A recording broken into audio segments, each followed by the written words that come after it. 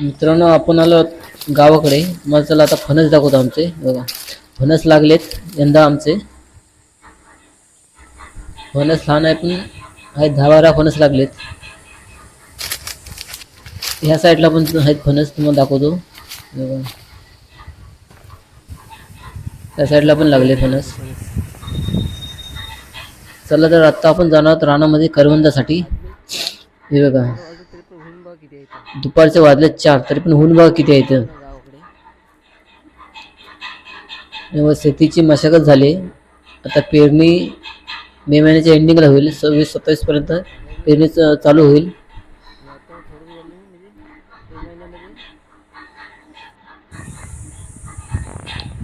ऊन खूप आहे गावाकडे.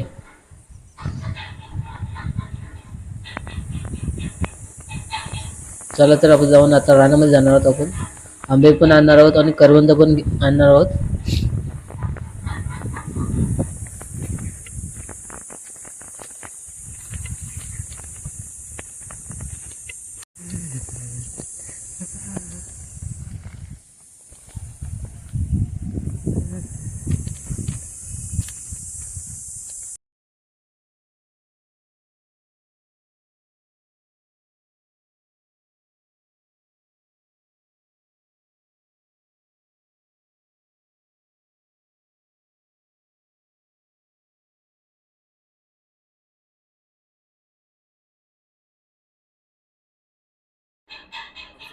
समोर दिसते ते वाघजाई मंदिर आहे आणि बाजूलाच विहीर आहे. बनाची विहीर बोलतात तिला. चला तर आता दाखवतो तुम्हाला. बनाची विहीर बोलतात.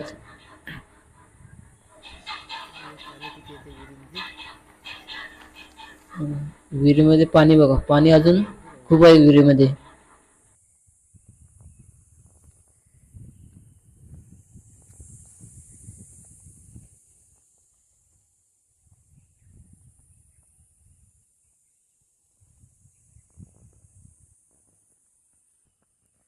साईडला मंदिर.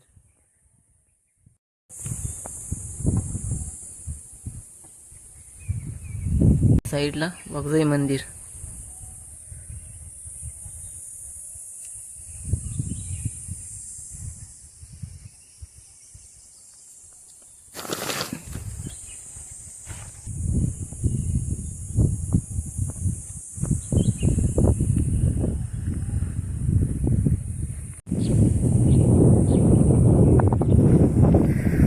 चाललो आता पुढे रानामध्ये आपण.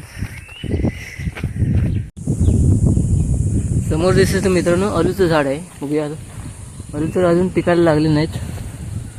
आलू हे बघा, अजून हिरवे आहेत आलू. हे झाड हे वरती आघातलं पण पुढे तयार झालेत. अजून पिकायला सुरुवात होईल.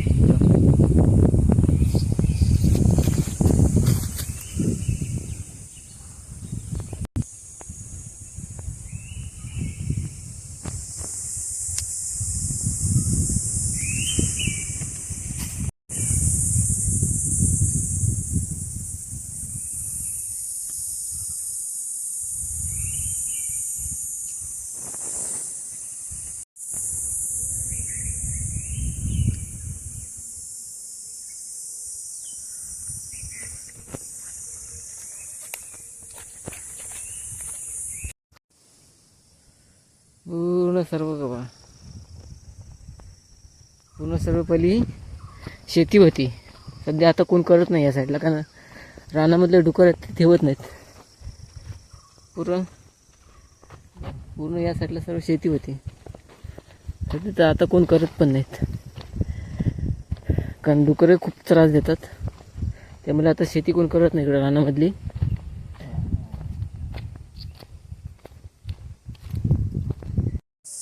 मित्रांनो, पाठीमागे दिसत आमचा आंबा आहे बघा.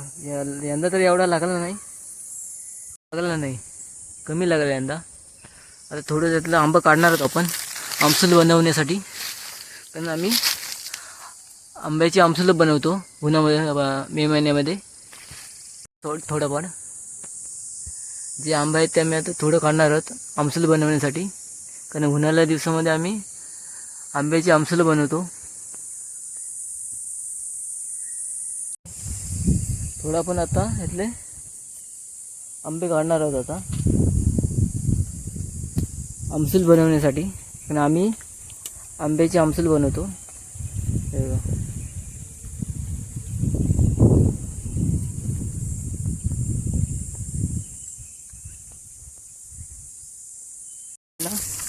कुड्याची, हे बघा, ही कुड्याची फुलं, या फुलापासून भाजी केली जाते. असं चांगले फुलं आहेत. हे बघा, या फुलाची भाजी केली जाते.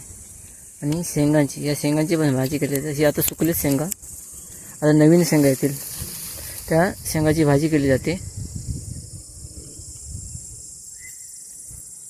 गेल्या वर्षाची शेंगा ती, या गेल्या वर्षी शेंगा, आता नवीन शेंगा येतील, त्या शेंगांची भाजी केली जाते, कोवल्या शेंगांची.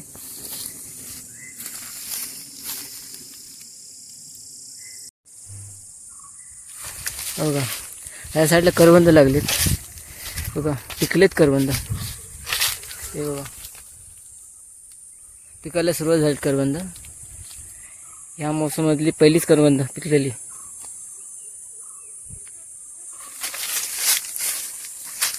ह्या साईडला पण आहेत, वरती तर खूप आहेत.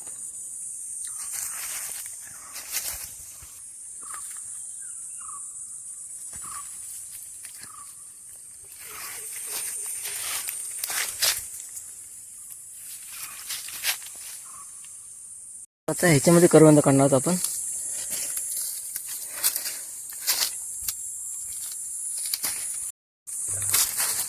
करवंद काढणार आहोत.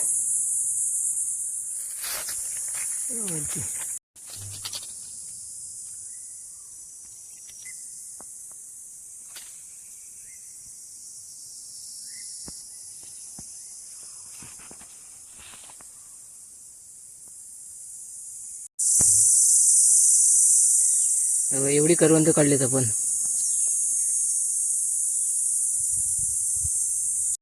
असे आम्ही आंब्यापासून आमसूल तयार करतो. आंबे आणल्यानंतर आम्ही पाण्यामध्ये स्वच्छ धुतो. धुतल्यानंतर त्याचे बारीक छोटेसे पीस करायचे. पीस केल्यानंतर ते उन्हामध्ये वाळवायचे. वाळवल्यानंतर असे हे आमसूल तयार होतं आणि ते आम्ही मच्छीमध्ये वापरतो.